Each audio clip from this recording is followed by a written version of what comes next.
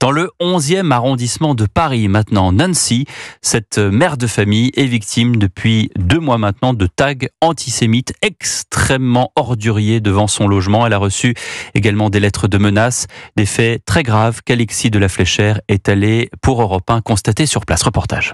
Des croix gammées taguées à la bombe rouge, des étoiles de David barrées d'une croix ou encore « Mort aux Juifs » écrit au feutre noir. Voilà les inscriptions que cette habitante de confession juive a retrouvées sur sa porte d'entrée, mais aussi dans l'ascenseur et les escaliers de son immeuble.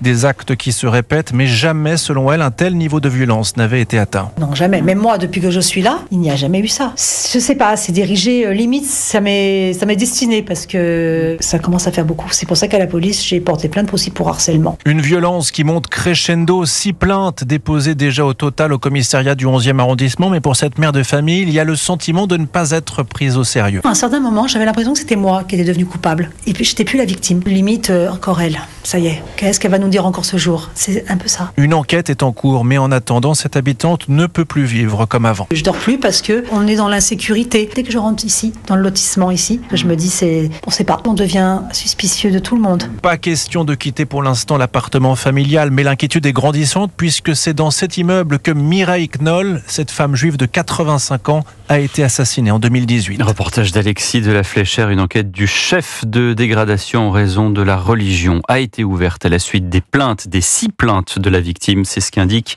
le parquet de Paris.